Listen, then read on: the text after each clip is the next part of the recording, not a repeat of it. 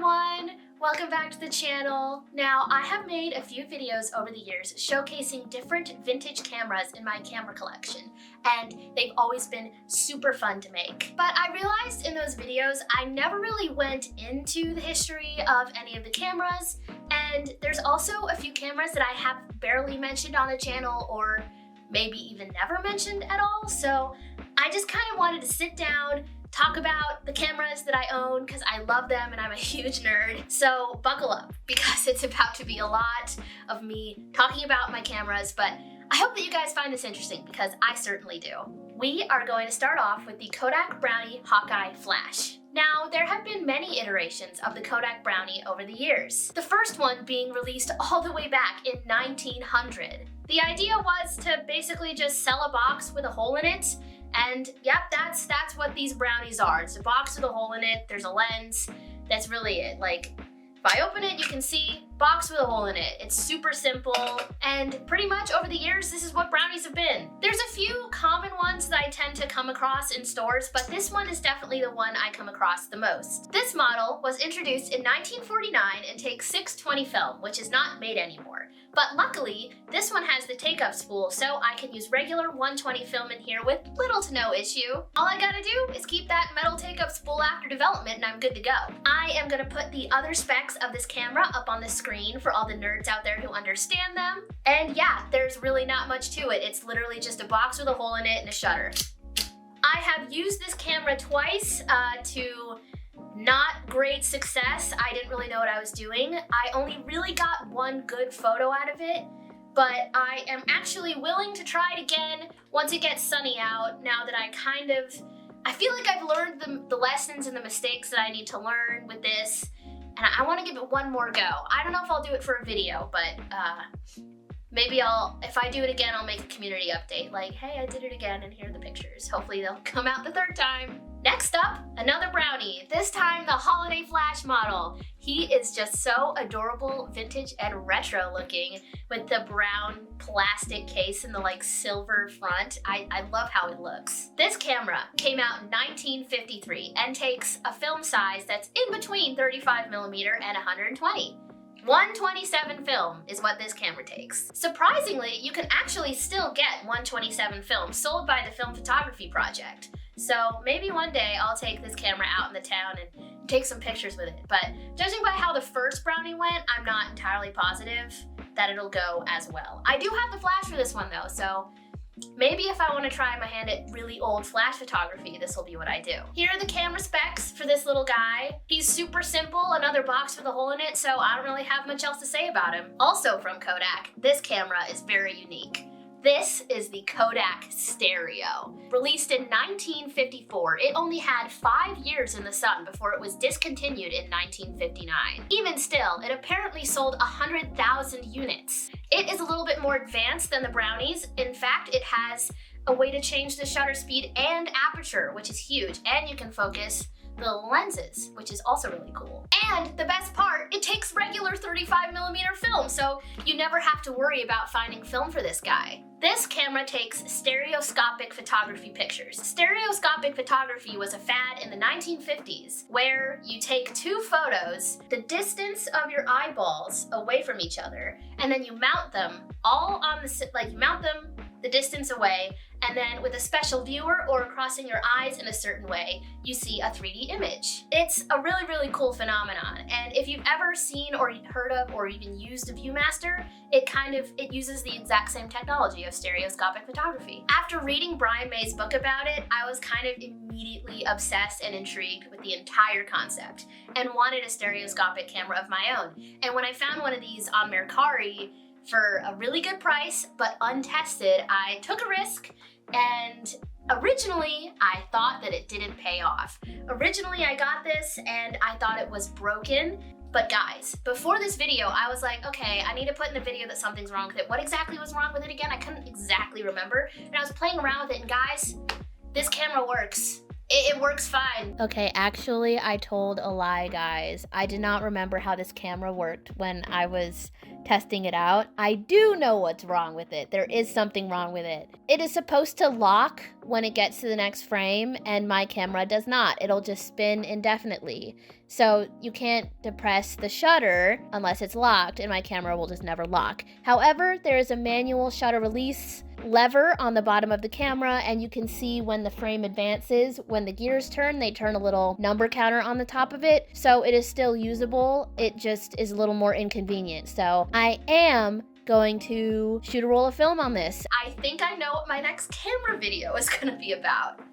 Look at this guy. Oh, and that gives me an idea. Now that I have a working one of these, I think I might be able to make my own Viewmaster photo reels. So maybe that'll be a future project. Ooh, I'm so excited, guys. Okay, moving on from that revelation, let's talk about a camera that I've known works from the start, my Kodak Instamatic 104. Here are the specs of it. It takes 126 film, which is unfortunately not made anymore. But the film photography project does make an adapter for it, so that's kind of cool. But if you want the real deal, you'll have to buy expired film like I did. This camera was part of a long line of Kodak point-and-shoot cameras, the Kodak Instamatics. This particular model came out in 1963 and featured a mechanism for flash cubes. Now, I've never tried a flash cube before, but I think if I ever end up using this camera again, I think I am gonna try it with the flash cubes. I was just a little bit afraid last time. This was the first camera I ever featured on this channel, and I had a lot of fun with it when I took pictures with it, and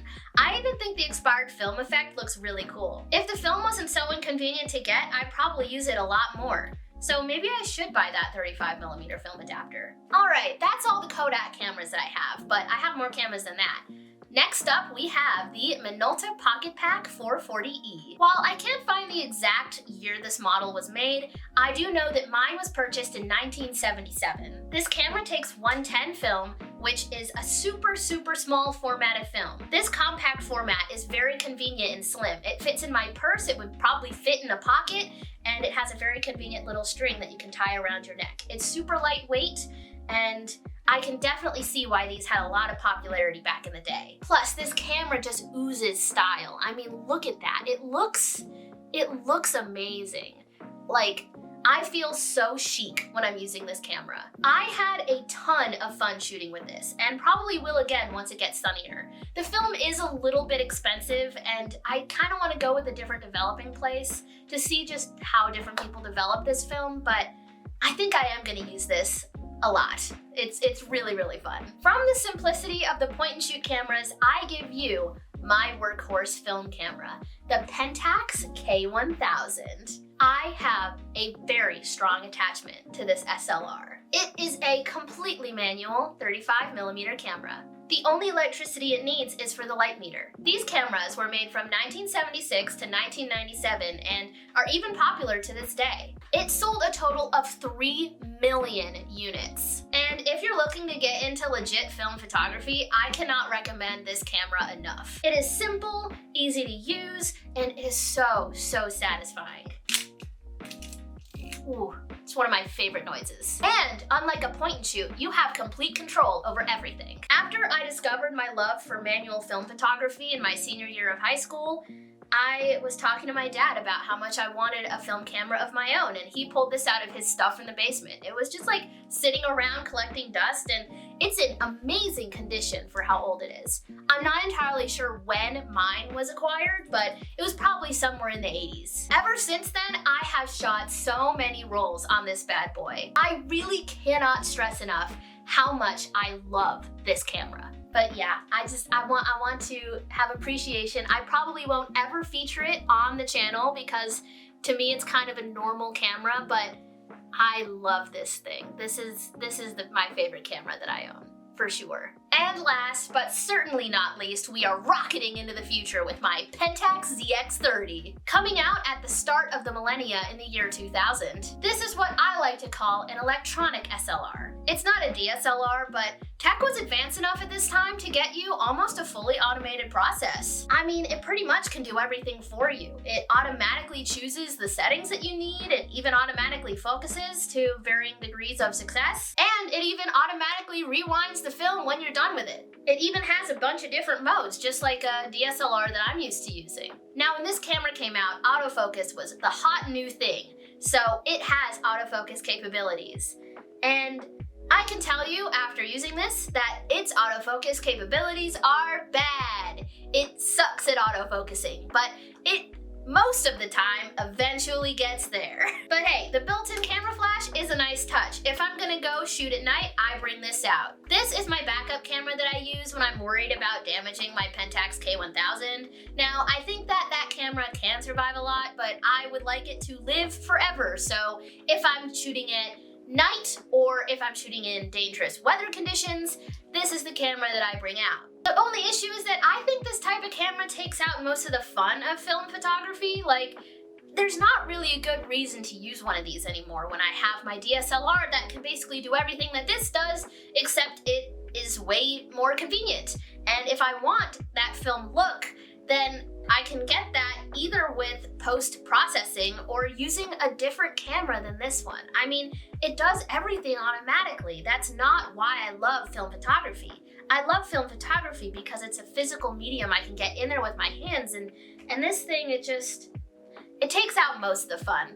But it has saved me in a couple of tricky situations where I needed a film camera and I was not comfortable using my Pentax K1000. Right now though, it's out of batteries, so it can't really do much of anything, but that's okay. I still love you, Pentax CX30. And that is all the cameras that I have in my film photography collection. It is a small but mighty collection, and I really like how much different film formats that it covers. So thank you everybody so much for watching this video. I really enjoyed getting to nerd out about all the cameras that I own because it's one of my favorite subjects. I love old film photography. So thank you everybody so much for watching. Remember to leave a comment, like, subscribe, hype the video if you want to. Have a wonderful rest of your day. Bye!